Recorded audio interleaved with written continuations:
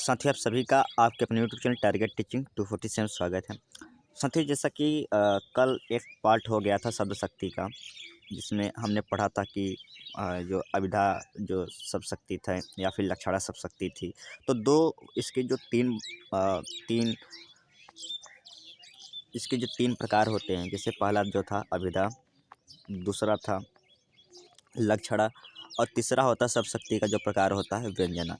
तो हमने इन दोनों के बारे में अच्छे से इसका थ्योरी तैयार कर लिया था, और लक्षणा के भी बारे में भी हमने इसका थ्योरी अच्छे से कल के वीडियो में हमने सीख लिया था, और बहुत अच्छे से इसके उदाहरण भी सीखे थे, जिसका प्लेलिस्ट अभी इस चैनल पे पड़ा है, आप जाके देख सकते हैं यदि आप कल नहीं देखें। आज का जो मेरा टॉपिक रहने वाला है व्यंजना संबंधित रहने वाला है। तो इस व्यंजना शब्द शक्ति के बारे में ठीक से हम समझेंगे, और साथ में आज कुछ MCQ प्रश्नों का भी अगर समय बचेगा तो हम अभ्यास कर लेंगे। ठीक, तो देरी ना करते हुए आज सीधे स्टार्ट करते हैं टॉपिक को। तो आइए थोड़ा सा देखते हैं। अब आप थोड़ा सा देखने का प्रयास करेंगे। तो अब अगला क्या है कि व्यंजना शब्द शक्ति क्या होती है। व्यंजना शब्द शक्ति, तो व्यंजना शब्द शक्ति कहते किसी से, इसकी परिभाषा को यदि हम ध्यान से देखेंगे तो परिभाषा आप थोड़ा सा, मैं आपसे यहाँ पे एक थोड़ा सा आपको अवेयर कर दूँ कि जो भी डिफिनेशन होते हैं इससे एक प्रश्न तो ज़रूर आता है। अगर हम TRE 3.0 की बात करें तो उसमें एक परिभाषा से प्रश्न आया था, पद की परिभाषा क्या है। पद की परिभाषा क्या है, पदबंध की इसकी आया था, पदबंध की परिभाषा क्या है।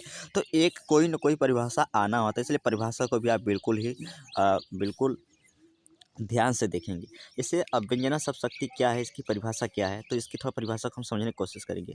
तो शब्द की जिस शक्ति से मुख्यार्थ और लक्ष्यार्थ से भिन्न अर्थ का बोध होता है। यानी समझिए, इसको हम समझाने की कोशिश कर रहे हैं। ये मान लेते हैं कौन है, ये वक्ता है, ये बोलने वाले हैं, ये कोई बात बोल रहे हैं। इसको समझने की कोशिश करिए। ये वक्ता है, कोई बात बोल रहे हैं, और ये कौन है, श्रोता है। कौन है, श्रोता है। और ये कोई अन्य श्रोता है, ये कोई अन्य श्रोता है। आप समझिए, ये कोई शब्द बोल रहे हैं। मान लेते इन्होंने कोई शब्द बोला श्रोता से। श्रोता जो है इसका श्रोता इसका जो मुख्य अर्थ है शब्द का, श्रोता उस अर्थ को ग्रहण नहीं कर रहा है, बल्कि किसी दूसरे अर्थ, किसी अन्य अर्थ को ग्रहण कर रहा है। उसके बाद जो ये श्रोता है, ये किसी और अन्य अर्थ को ग्रहण कर रहे हैं।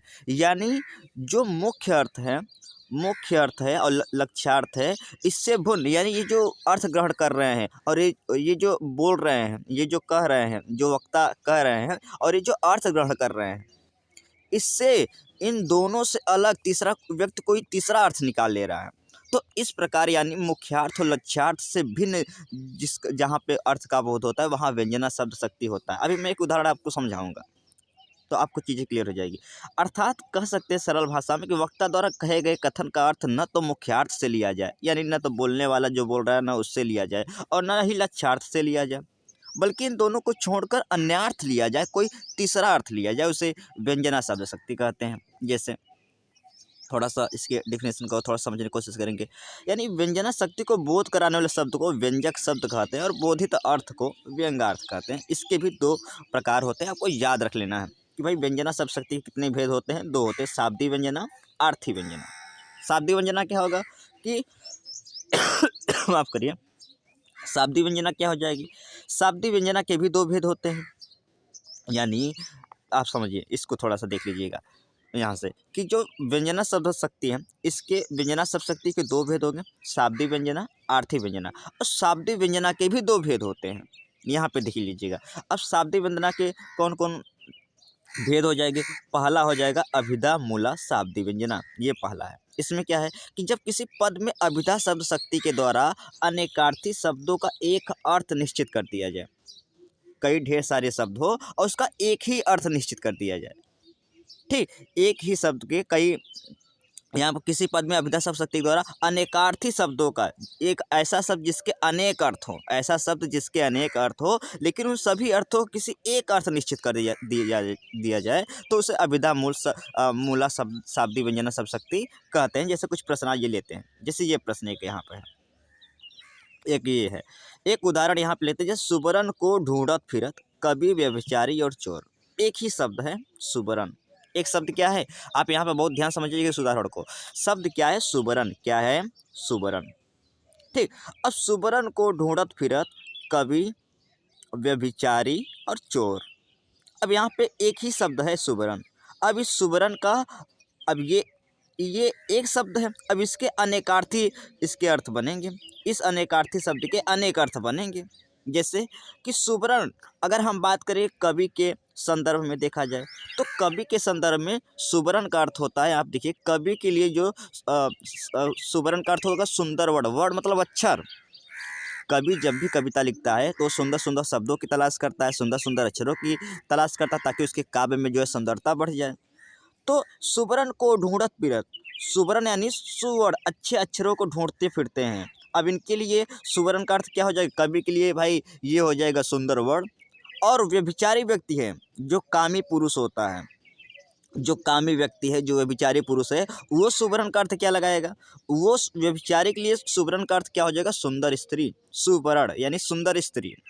अब यहाँ पे एक ही शब्द है, लेकिन कवि अपना लिए अलग अर्थ निकाल रहा है और व्यभिचारी अपने अपने हिसाब से उसका अर्थ निकाल रहा है। चोर, चोर के लिए इसका क्या हो जाएगा, सुवर्ण का अर्थ हो जाएगा स्वर्ण नामक धातु यानी सोना।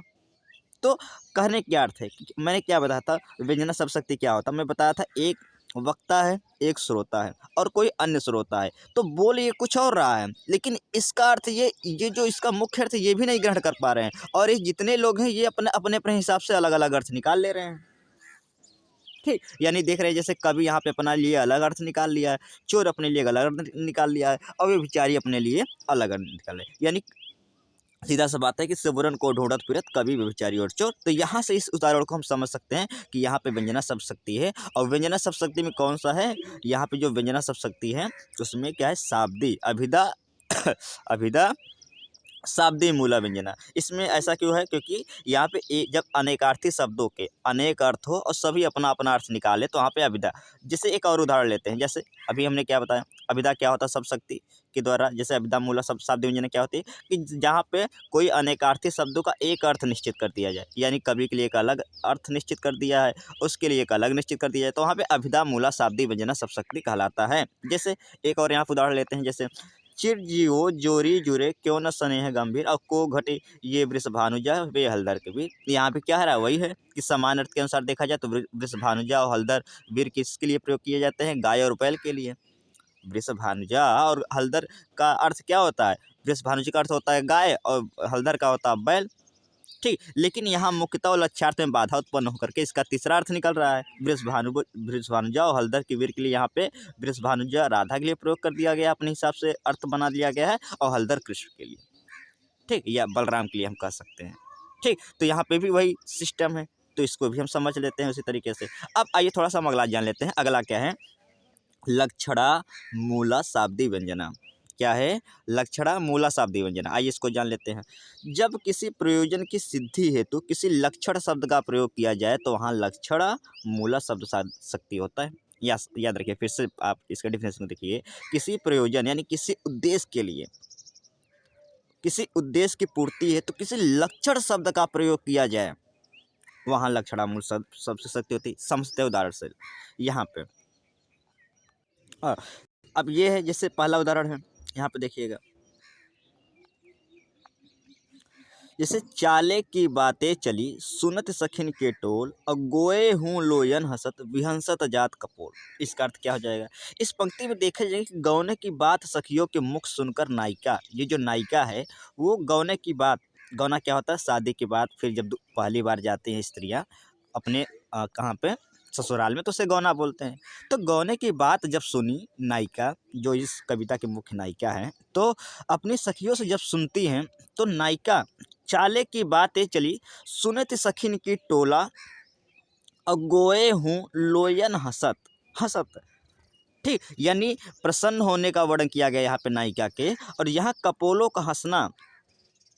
ठीक, यहाँ पे विहसत जात कपोल, कपोल मतलब होता है मतलब गालो, गालों का हंसना यानी कपोलों का हंसना मुख्य अर्थ में बाधा उत्पन्न करता है। यहाँ नायिका के हृदय में अपने प्रियतम के प्रथम मिलन की उत्कंठा उत्पन्न होती है, इसलिए यहाँ लक्षणा मूला व्यंजना सब सकती। यहाँ लक्षणा, अब देखिए यहाँ पे अर्थ से ही समझिए, यहाँ पे अर्थ से ही जो है दूसरा अर्थ निकल रहा है।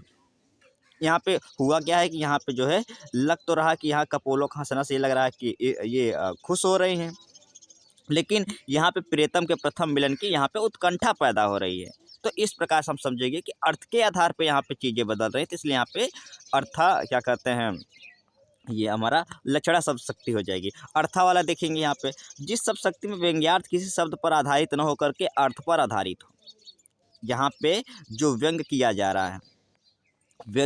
रहा है उसका पूरा प्रभाव शब्द पे नहीं बल्कि अर्थ के द्वारा निर्धारित हो। जैसे कि यहाँ 10 अर्थ विशिष्टताओं के कारण भिन्न अर्थ का बोध कराती है, जो इस प्रकार, जैसे काकू वक्रता के कारण, वाक्य वाच्य, श्रोता के कारण, वक्ता कारण, देश काल चेष्टा प्रस्ताव। जैसे कि मैं बोल तो कुछ और रहा हूँ, समझिए मैं बोल तो कुछ और रहा लेकिन सामने वाला सुन कुछ और रहा है। जैसे निरखि सेज रंग भरी लगी उसाने लेन, अब कछु न चैन चित्त में रहो चढ़त चांदनी रैन। अब इसमें क्या है थोड़ा देखते हैं। अब इसमें क्या है, निरखि सेज, थोड़ा सा देखेंगे इसमें है कि निरखि सेज रंग भरी लगी उसाने लेन, यानी ये होली के दिनों में चांदनी रात में नायिका की अवस्था का वर्णन है कि एक सखी जो है अपने नायक से करे कि रंग बिरंगी, निरख सेज रंग मतलब रंग भरी यानी रंग बिरंगी सेजों को देखकर वह उसासे मतलब होता है कि आहे भरना। वह जो है एक अच्छा एक दृश्य है होली के समय का, जिसमें एक नायिका जो है अपनी प्रेमिका के याद में या प्रेमिका के इंतजार में वह उसकी उस समय की स्थिति का वर्णन है कि एक सखी जो है नायक से कर रही है कि रंग बिरंगी सेजों को देखकर वह आहे भरने लगती है। कछु न चैन चित्त में, यानी चैन चित्त में यानी वो व्याकुल हो जाती है। क्या हो जाती है? चित्त में चैन, मन में चैन ही नहीं, यानी वो व्याकुल हो जाए। और रहो चढ़त चांदनी रैन, ठीक, व्याकुल हो जाती है। इस कथन से के प्रयोजन है कि नायक अत्यंत निष्ठुर है, उसे अपनी नायिका से अलग तो बिल्कुल भी नहीं रहना चाहिए। और क्या है कि देख यहाँ पे, और रहो चढ़त चांदनी रैन, और रात चढ़ता जाता यानी रात और बीतती जा रही है। तो यहाँ पे यही एक चीज़ देखा जाए कि यहाँ पे क्या है कि इस कथन से सखी का प्रयोजन यह है कि नायक अत्यंत निष्ठुर है। इससे जो है, हालांकि कहानी तो कुछ और है, कहानी यह है कि वो बेचारी जो है इंतज़ार कर रही है। आपको देखने में ये लग रहा है कि इंतज़ार कर रही है, इसमें किसका वर्णन है कि वो किसी का इंतज़ार कर रही है। लेकिन इस कविता के माध्यम से नायिका यह सिद्ध करने की कोशिश कर रहे हैं, यानी कथन से सखी का प्रयोजन कुछ दूसरा है। दूसरा यह है कि वह इस कविता के माध्यम से यह बताना चाह रही है कि नायक वो उसके इंतजार में बैठी है और नायक इतना निष्ठुर है कि या नहीं रहा है, यानी नायक क्या है, बहुत निर्दयी है और अपनी नायिका से अलग तो बिल्कुल भी नहीं रहना चाहिए। ये जो यहाँ पे नायिका, अब इसका बोलेंगे सर बड़ा कन्फ्यूजन हो जाता है इसमें पहचानने के लिए। तो देखिए इसका एक ही तरीका मैं अभी आपको क्लियर भी कर देता हूँ कि देखिए अब इसके हम प्रश्नों का अभ्यास करेंगे। क्या करेंगे? प्रश्नों का अभ्यास करेंगे। यकीन करिए जैसे यदि हम प्रश्नों का अभ्यास करेंगे तो जितना भी आपके मन में कन्फ्यूजन था मैं बहुत ही इसको डीपली में समझा दिया हूँ, अलग अलग प्रकार अलग अलग तरीके से। हालांकि इसके इतना डीपली से नहीं पूछे जाते हैं प्रश्न, सिंपल सा पूछा जाएगा। बताइए इसमें शब्द शक्ति कितने प्रकार के होते हैं, अभिधा शब्द शक्ति के लक्षण बताइए, लक्षणा शब्द शक्ति के लक्षण बताइए, और अलग अलग प्रकार पूछा जाएगा। बताइए जो शाब्दिक व्यंजना है उसके कितने प्रकार होते हैं, लक्षणा कितने प्रकार के होते हैं। हम अब जब से कुछ MCQ प्रश्न अब लेने वाले हैं, जैसे इसको हम करेंगे MCQ कुछ प्रश्न लेंगे, आपको यकीन करिए इस चीज़ को बिल्कुल क्लियर हो जाएगा। सारा चीज़ को आज ही हम क्लियर कर देंगे। आइए थोड़ा MCQ प्रश्न, अब आइए इसे, ये पहला प्रश्न है, आप देख लीजिए। इसमें पहला प्रश्न है कि जहाँ ये शब्द में जहाँ मूल अर्थ नहीं बल्कि उसका व्यंग्यार्थ अभिप्रेत होता है वहाँ कौन सी शब्द शक्ति होती है?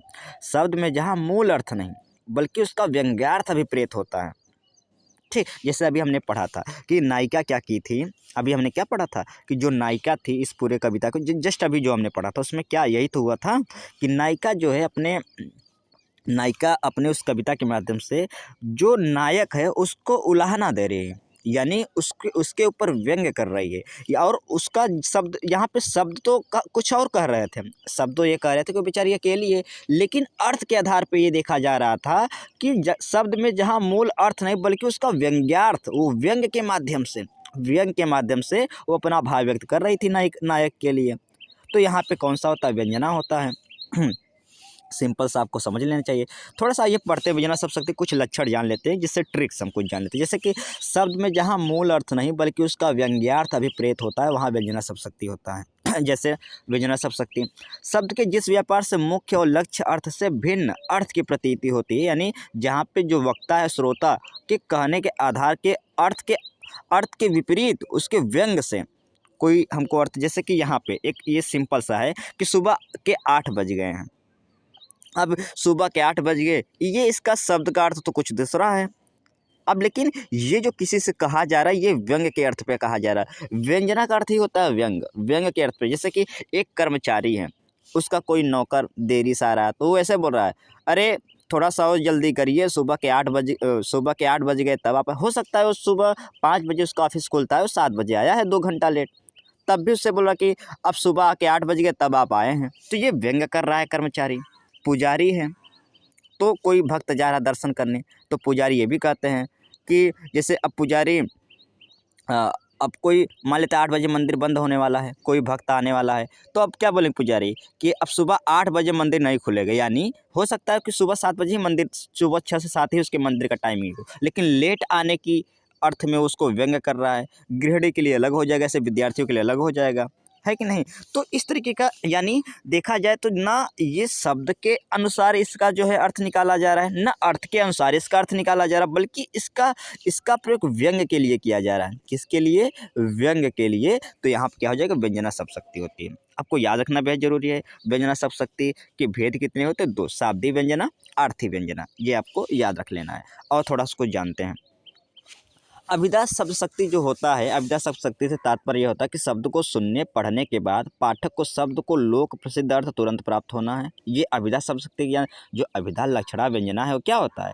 अभिधा शब्द शक्ति क्या होता था कि जो सिंपल कोई स्टेटमेंट हो, मैं आम खाता हूँ, और सामने वाला भी यही समझा कि मैं आम खाता हूँ, यानी जो मैं बोलना चाह रहा हूँ वो सामने वाला सुन रहा। बिल्कुल सिंपल सा जो स्टेटमेंट या कथन होता है वो हमारा अभिधा शब्द शक्ति होता है।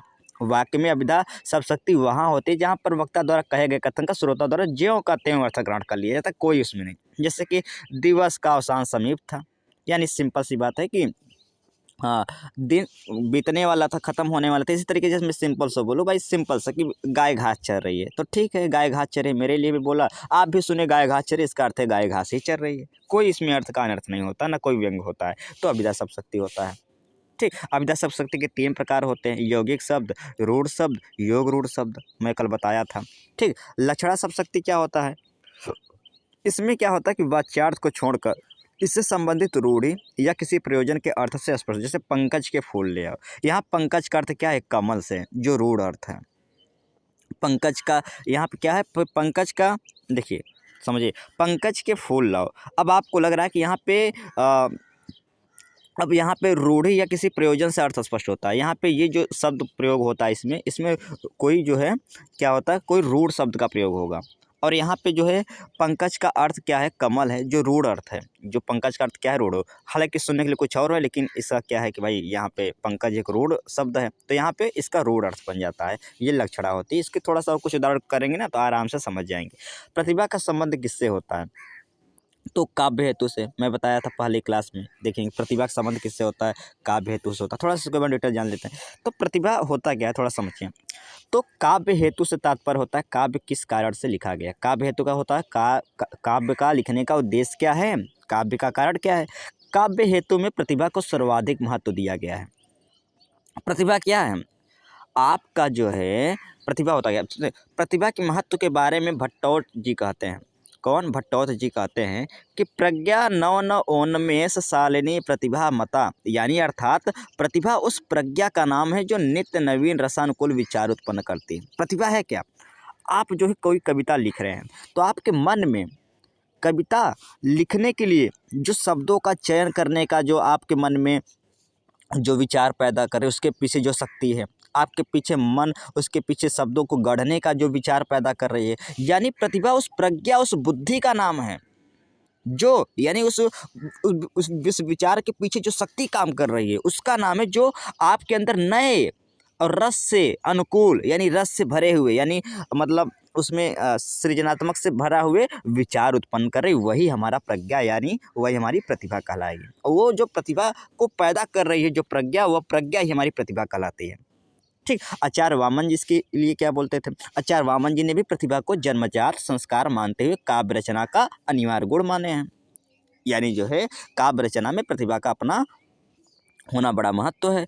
महिम भट्ट प्रतिभा को कवि का तीसरा नेत्र मानते हैं, जिससे समस्त भाव का साक्षात्कार होता है। आप समझिए, 2 से 3 बार इस वीडियो को देखेंगे तो आसानी से उसको समझ जाएंगे। आइए समझते हैं काव्य। अब काव्य प्रयोजन क्या होता है समझिए। काव्य प्रयोजन से तात्पर्य काव्य के उद्देश्य से है, अर्थात किसी उद्देश्य से कविता लिखेगी। काव्य प्रयोजन का अर्थ क्या होता है? किस उद्देश्य से कविता लिखी गई है, वही हमारा काव्य प्रयोजन का अर्थ होता है। किस अर्थ से? मम्मट ने काव्य के 6 प्रयोजन बताए हैं। काव्यस्य अर्थकृते व्यवहार विदे शिवतरक्षते सद्दः पर निवृत्तये कांता समितयोपदस्य। यानी काव्य क्या होता है? यश और धन के लिए होता है। काव्य का प्रयोजन क्या? आप काव्य किसके लिए लिख रहे हैं? तो हो सकता है एक कवि है जो चाहता है वो फेमस हो जाए, तो यश के लिए लिखा जाता है काव्य।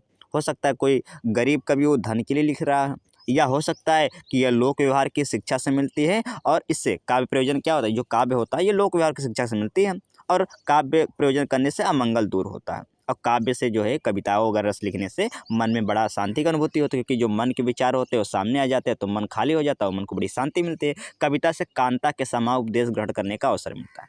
ये हुआ।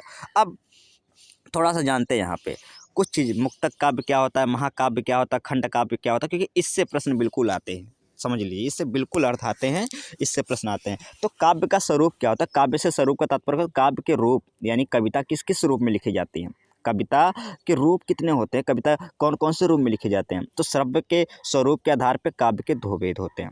स्वरूप के आधार पर काव्य के 2 भेद होते हैं, एक श्रव्य काव्य, एक दृश्य काव्य। स्वरूप के आधार पर काव्य के 2 भेद होते हैं, श्रव्य काव्य, दृश्य काव्य। श्रव्य काव्य, अब श्रव्य काव्य के कितने प्रकार हो गए? 3 प्रकार। प्रबंध काव्य, महाकाव्य जिसे खंड काव्य बोलते हैं, या मुक्तक काव्य। दृश्य काव्य क्या होगा? नाटक या कोई चलचित्र, यानी जिसको देखा जाए उसे नाटक या चलचित्र होगा, कोई टीवी में देखने वाली कोई सीरियल वगैरह हो गए, तो इसे दृश्य काव्य बोलेगा। श्रव्य काव्य जिसे सुना जाए या पढ़ा जाए, यानी प्रबंध काव्य, महाकाव्य, खंड काव्य या फिर मुक्तक काव्य। इस तरीके से काव्य के लक्षण क्या होते हैं, थोड़ा सा ये भी जान लेते हैं। तो काव्य लक्षण क्या? वास्तविक रूप से काव्य लक्षण की परिभाषा भामा ने दिया है। इनके अनुसार क्या होता है? शब्दार्थो सहितो काव्यम गद्यम पदम च तद्विधा। यानी काव्य लक्षण को 3 आधार में बांटा गया है, शब्द और अर्थ के आधार पे, शब्द के आधार पे और रस और ध्वनि के आधार पे। काव्य लक्षण को 3 आधार बांटा गया है, शब्द और अर्थ के आधार पे, शब्द के आधार पे, रस और ध्वनि के आधार पे। ठीक। अब थोड़ा सा जानते हैं, कुछ और प्रश्न ले लेते हैं, नहीं तो बहुत क्लास बोरिंग हो जाएगी। काव्य और लक्षण, इसमें पहचानना है इसमें कौन सा काव्य है, उसके काव्य लक्षण इसमें क्या है। ओज गुण है, इसमें माधुर गुण है, प्रसाद गुण है। मैंने इसके बारे में पहले से बताया था आपको। ठीक। तो देखिए अब क्या है? सुख दुख के मधुर मिलन से यह जीवन हो परिपूर्ण। समझिए क्या है कि सुख दुख के मधुर मिलन से यह जीवन हो परिपूर्ण, यानी सुख दुख, जब सुख और दुख जीवन में दोनों आते हैं तो दोनों का संयोग, दोनों का मिलन जो है, इसी से पूरा जीवन पूर्ण होता है। एक पूरा जीवन किसी इंसान का किससे भरा होता है? सुख दुख इसी से भरा होता है, और इसी से एक पूरा जीवन पूरा होता है, परिपूर्ण होता है। सुख दुख के मधुर मिलन से यह जीवन हो परिपूर्ण, और फिर घन में ओझल हो शशि। फिर शशि से ओझल होगा। जिंदगी में ही तो चलता है, कभी दुख कभी सुख, कभी दुख कभी सुख। जिस प्रकार फिर घन में, बादल में जिस प्रकार कभी कभी बादल में चंद्रमा छिप जाता है, और कभी कभी चंद्रमा के पीछे बादल छिप जाता है। फिर घन में ओझल हो शशि, कभी शशि यानी कभी घन में बादल में ओझल शशि हो जाता है, चंद्रमा हो जाता है, और कभी शशि यानी चंद्रमा घन में हो जाता है। तो यही तो होता है जीवन में, कभी सुख आता है कभी दुख आता है, तो दोनों हमेशा कंडीशन चलती रहती है। तो यहाँ पे जो जीवन से संबंधित, समझ लीजिए, ओज क्या होता है? ओज गुण, जिसमें वीरता से संबंधित कविता होती है, इसमें वीरता तो कुछ है नहीं। माधुर क्या होता है? जिसमें श्रृंगार रस की कोई कवि हो, श्रृंगार रस की कोई कविता हो, करुण रस की कोई कविता हो, तो वो श्रृंगार रस होता है, ये तो है नहीं। अब प्रसाद रस का क्या होता है? जिसमें जो है, जिसमें आध्यात्मिक शांति या जीवन की बहुत एक बड़ी जो है आपका रहस्य पता चल जाए, जीवन से संबंधित कोई एक बहुत बड़ी बात पता चल जाए। अब यहाँ पे हमको पता चला कि सुख दुख होते हैं, दोनों ये जीवन के ही अंग हैं, और इस प्रकार सुख दुख से ही पूरा जीवन पूर्ण होता है। तो यहाँ पे एक आध्यात्मिक शांति, एक जो है आपको विशेष ज्ञान मिला है जीवन से संबंधित, जीवन के रहस्यों के बारे में। तो यहाँ पे हमारा प्रसाद गुण हो जाएगा। इस तरीके की चीज़ों को हम पहचानते हैं। जान ही लेते हैं प्रसाद गुण के बारे में थोड़ा सा। ठीक, तो उपयुक्त पंक्ति में प्रसाद गुण क्या है? उपयुक्त पंक्ति में सुमित्रा नंदन पंत की सुख दुख कविता से ली गई है। इसमें कवि ने क्या किया कि जीवन की असलियत को समझाने का प्रयास किया है। वे कहते हैं सुख दुख की जो है खेल मिचौनी से जीवन अपना वास्तविक मुख खोल देता है। सुख दुख के मधुर मिलन से ही जीवन पूर्ण होता है। जीवन के दुख कभी सुख में बदलता है तो कभी सुख दुख में परिणत हो जाता है। यहाँ घन दुख का प्रतीक है, शशि किसका प्रतीक है? सुख का प्रतीक है। ये आपको ध्यान देना है। प्रसाद गुण क्या होता है इसको समझिएगा। प्रसाद गुण क्या होता है? जिस काव्य को सुनकर या पढ़कर हृदय बिल्कुल प्रभावित हो जाए, बिल्कुल मन बिल्कुल एकदम शांत हो जाए, बुद्धि में निर्मलता आ जाए, मन में पवित्रता का एहसास हो, तो उसे प्रसाद गुण बोलते हैं। जैसे प्रभु जी तुम चंदन हम पानी, जाकी अंग अंग बात समानी। यहाँ पे भी एक आध्यात्मिक शांति, आध्यात्मिक बातें हो रही है, तो यहाँ भी हमारा प्रसाद गुण हो जाएगा। जहाँ पर प्रभु के प्रति भक्ति का भाव प्रकट किया जा रहा है, यहाँ पे हृदय प्रफुल्लित हो रहा है, इसलिए इन पंक्तियों में प्रसाद गुण प्रकट हो रहा है। तो इस तरह की चीज़ों को जान लीजिए। ओज गुण क्या होता है? मैंने बताया ओज गुण का होता क्या है कि काव्य के जिस गुण विशेष के कारण सहृदयता का चित्त दीप्त हो जाता है। जैसे कि जब मन में वीर रस का भाव पैदा हो, रौद्र गुस्सा है या घृणा का भाव पैदा हो इन सभी रसों से संबंधित जितनी भी कविताएं होती हैं ओज गुण से होती हैं। इसी कविताओं में ज़्यादातर इन अक्षरों का प्रयोग किया जाता है, ट ठ ड ढ ढ, यानी ट वर्ग का। ओज गुण की प्रकृति होती है जो माधुर से थोड़ी अलग होती है। उदाहरण पे अमर राष्ट्र, उद्दंड राष्ट्र, उन्मुक्त राष्ट्र, यह मेरी बोली। तो बार बार यहाँ पे ड आ रहा है। यह सुधार समझौते वाली मुझको भांति नहीं ठिठोली, ये भी यहाँ पे एक वीररस की कविता है। तो इस तरीके से जानेंगे यहाँ पे ओज गुण है।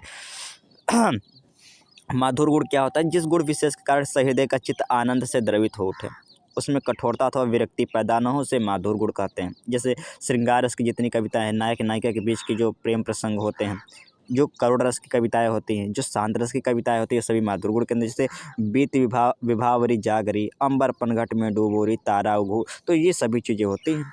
ठीक, सुमित्रानंद पंत के बारे में थोड़ा सा यहाँ पे हम जान लेंगे, बड़े हमारे इंपॉर्टेंट कवि हैं। तो सुमित्रानंद पंत जी का जो जन्म हुआ था 1900 से 1977 ईस्वी तक ये इनका जीवन काल रहा है। इनकी काव्य कृतियाँ कौन थी? ग्रंथि है, गुंजन है, ग्राम्या है, युगांत है, स्वर्णधूरी है, कला, बूढ़ा और चांद है, लोकायतन है, चिदम्बरा। इनकी कविताओं का आप जरूर, माफ़ करें, इनकी रचनाओं जरूर आप एक बार देख लीजिएगा। सन हो सके तो 2-3 चीज़ों को याद रख लीजिएगा। जैसे कि मैं बताऊँ कि इसमें जो सबसे कला और बूढ़ा चाँद है, चिदम्बरा है, ये और लोकायतन है, ये तीनों की आपका रचना अगर रचनाओं के वर्ष याद रखे लगेंगे तो बड़ा आपके लिए सही रहेगा। ये बात रहेगा। चलिए एक और अंतिम लेते हैं क्वेश्चन। इनमें से स्वकीय नायिका का भेद कौन सा नहीं है? स्वकीय। ठीक, अब इसको समझते हैं। स्वकीय नायिका का भेद कौन सा नहीं है? स्वकीय नायिका क्या होती है भाई? अब देखिए इसमें कोई ऑप्शन नहीं होगा ना, रीजन क्या है मैं आपको बताता हूँ इसका ना। स्वकीय नायिका होती क्या है समझिए। यहाँ पे स्वकीय नायिका होती क्या है समझिए। अपने ही पति में अनुराग रखने वाली स्त्री को स्वकीय कहा जाता है। समझिए, जो स्त्री केवल और केवल अपने तन मन और धन से अपने पति के प्रति ही समर्पित, केवल अपने ही पति के प्रति, किसी अन्य पुरुष की तरफ जो है उसकी विचार न भागे, यानी केवल उसका पूरा जीवन अपने ही पति के प्रति समर्पित हो, तो स्व मतलब खुद, तो उसको बोलेंगे खुद के पति के लिए, केवल अपने ही पति के लिए उसका जो केवल उसका प्रेम समर्पित हो, तो बोलेंगे सर यहाँ पे स्वकीय। वो स्त्री क्या कहलाएगी? स्वकीय कहलाएगी। स्वकीय जो स्त्री होती है 3 प्रकार की होती हैं। एक होती है मुग्धा, एक होती है मध्या, एक होती है प्रौढ़ा। समझिए, अब पहला जो होता है मुग्धा नायिका या मुग्धा स्त्री किसे बोलते हैं? काम चेष्टा रहित अंकुरित यौवना को मुग्धा कहते हैं। समझिए, इसमें ये होता है, आप समझिए, इसके भी 2 भेद होते हैं। अज्ञात यौवना यानी काम चेष्टा रहित, यानी कोई ऐसी स्त्री है जो शादीशुदा स्त्री है, वो जो है काम भोग यानी सहवास से दूर है, ऐसी स्त्री को बोलते हैं मुग्धा नायिका। जो काम या जो है सहवास या फिर जो है क्या कहते हैं भोग से दूर है, उसे बोलेंगे मुग्धा नायिका। यानी वो उसके अंदर उसकी चेष्टा नहीं है और वो अभी जवान है, वो अभी क्या है? अंकुरित यौवन है, जवान है बिल्कुल, फिर भी उसके अंदर काम की कोई भाव नहीं है, भोग या सेक्स का कोई भाव नहीं है, तो उसे बोलेंगे मुग्धा नायिका। इसके भी 2 भेद होते हैं, अज्ञात यौवना या ज्ञात यौवना। ज्ञात यौवना के 2 भी भाग बहुत, पहले ज्ञात यौवना को जान लेते हैं। इसके भी 2 भेद होते हैं, नौड़ा और विश्रम धनौड़ा। जो लज्जा और भय से पति समागम की इच्छा न करें, नौड़ा किसे बोलेंगे? देखिए, अब ये मुग्ध नायिका है, मुग्ध नायिका इसलिए है क्योंकि यह जो है सहवास के प्रति इसकी इच्छा नहीं है, सेक्स प्रति इसकी इच्छा नहीं है ना। अब सेक्स प्रति इच्छा तो मुग्धा नायिका है, लेकिन उसमें नौड़ा क्यों बोला जाए? क्योंकि यह लज्जा और भय के कारण, शर्म और लज्जा या डर के कारण जो है वह पति से समागम यानी सहवास या सेक्स करने की इच्छा नहीं कर रही है। विश्रब्द नौड़ा क्या हो जाए? जिससे कुछ अनुराग और विश्वास पति पर हो, और ये क्या होगा कि उसे अपने पति पर ऊपर बहुत, उसके ऊपर बहुत प्रेम है या बड़ा विश्वास है, जिसके कारण उसका प्रेम इतना गहरा है कि उसके लिए सेक्स या फिर सहवास या फिर काम बहुत ज़्यादा ज़रूरी नहीं लग रहा है, तो उसे बोलेंगे कि अज्ञात होना क्या होगा कि जिसको पता ही नहीं यौवन के बारे में, जिसे पता नहीं सहवास के बारे में, वो इसलिए नहीं काम चेष्टा से दूर है, वो इसलिए काम चेष्टा क्योंकि उसे पता नहीं सहवास के बारे में, उसे पता नहीं काम या भोग के बारे में, तो उसे बोलेंगे जो है मुग्धा नायिका। मध्य नायिका क्या हो जाएगी, थोड़ा समझते हैं। मध्य नायिका की अवस्था के कारण जिस नायिका में लज्जा और कामवासना समान हो उसे मध्या कहते हैं। यानी समझिए कि यानी उसकी उम्र इतनी थोड़ी सी ज़्यादा हो गई है कि वो शर्म के मारे कि उम्र अब इतनी ज़्यादा, इसमें क्या ही हम काम करें, क्या ही भोग का इसमें हम आनंद उठाएं, तो अवस्था के कारण जिस नायिका में लज्जा और कामवासना के समान हो उसे मध्या कहते हैं। प्रौढ़ा नायिका क्या हो जाएगी? काम कला में पूर्ण रूप से कुशल स्त्री को प्रौढ़ा कहते हैं। समझिए यहाँ पे, यानी जिसको काम या भोग की जितनी भी स्थिति होती है, जितनी भी जानकारी होती है, उससे वो उससे परिपूर्ण है, और इससे कुशल स्त्री को बोला जाएगा प्रौढ़ा बोला जाएगा। ठीक, ये हो जाएगा। परनायिका क्या किसे बोलेंगे? परनायिका होता है कि जो पर पुरुष में प्रेम रखने वाली स्त्री को पर किया या अन्या कहते हैं। पर किया या अन्या बोलते हैं, जो दूसरे अपने पति को छोड़कर किसी दूसरे पुरुष में उसका प्रेम जगे। इसके भी दो भेद होते हैं, ऊढ़ा अनूढ़ा। ऊढ़ा क्या होता है कि विवाहित स्त्री यदि पर पुरुष में अनुरक्त हो तो उसे ऊढ़ा या परऊढ़ा कहते हैं। कोई विवाहित स्त्री है और किसी दूसरे पुरुष के साथ समागम कर रही है तो उसे ऊढ़ा बोलते हैं। अनूढ़ा के अविवाहित स्त्री यदि अनुरक्त हो तो उसे अनूढ़ा या कन्यका कहते हैं। कोई जिसकी शादी नहीं हुई है ऐसी स्त्री यदि किसी पुरुष के प्रेम प्रसंग में पड़ी हो तो उसे बोलेंगे अनूढ़ा या कन्यका कहते हैं। सामान्य नायिका क्या हो जाएगी कि धन के लिए प्रेम करने वाली स्त्री को सामान्य, साधारण या गणिका कहते हैं। सामान्य नायिका क्या होती है? जो जिसका पूरा ही यही उद्देश्य है कि किसी तरीके से हम धन कमाएं। जैसे जो गणिकाएँ होती हैं, वेश्या होती हैं, उन्हें क्या बोला जाएगा? उन्हें सामान्य नायिका बोल, क्योंकि वो उनका पूरा प्रेम या पूरा जो काम भोग का पूरा उद्देश्य होता है कि धन कमाना। तो धन के लिए प्रेम करने वाली स्त्री को सामान्य, साधारण या गणिका कहते हैं। तो ये कुछ आज के महत्वपूर्ण प्रश्न थे, बल्कि कल एक और इस पे हम क्लास ले लेंगे, और जितना भी अभिधा सब लक्षणा सब शक्ति से जितने भी महत्वपूर्ण होते हैं प्रश्न होते हैं, एक मैं कल छोटा सा ट्रिक बताऊंगा किस तरह की चीज़ों को आप पहचानेंगे, और एक ही क्लास में सारा सब शक्ति से आपको चीज़ें करवा देंगे। तो ये आज की क्लास यहीं रखते हैं। बाकी आपसे एक यही रिक्वेस्ट मेरा है कि आपको ये क्लास कैसी लगी इस बारे में ज़रूर बताइए। थोड़ा सा कमेंट करके जब बता देंगे हाँ ये क्लास में क्या सुधार किया जाए, तो थोड़ा सा मुझे आसानी पड़ेगी चीज़ों का आपके सबके बीच लाने के लिए। आइए थोड़ा सा एक छोटी सी न्यूज़ भी जान लेते हैं। न्यूज़ कुछ इस तरीके से है कि यदि आप जो है क्या कहते हैं, कोई भी बुक लेना चाहते हैं या PDF तो ले सकते हैं, मात्र 25 रुपया मिलेगा, आप इस पे व्हाट्सअप कर सकते हैं। यदि आप NCERT सार के नोट चाहते हैं तो भी आप हमको मैसेज कर सकते हैं। हिंदी व्याकरण संबंधित कोई नोट्स, थ्योरी या MCQ के चाहते हैं तो भी हमको मैसेज कर सकते हैं। बिहार GK संबंधित कोई चाहते हैं करंट अफेयर तो भी कर सकते हैं। भारतीय राष्ट्रीय आंदोलन से हैंड रिटन नोट चाहते हैं या बुक तो हमको मैसेज कर सकते हैं। हिंदी विषय के 150 प्रश्नों का मॉक टेस्ट चाहते हैं तो भी हमको मैसेज कर सकते हैं। या PRT का यदि आप नोट चाहते हैं 6 to 12 के NCERT बेस पे तो आप हमको मैसेज कर सकते हैं। तो ये क्लास यही रखते हैं, बाकी मिलते हैं अगले वीडियो में। हाँ, आप चैनल पर नए तो जरूर सब्सक्राइब करके जुड़ जाइए।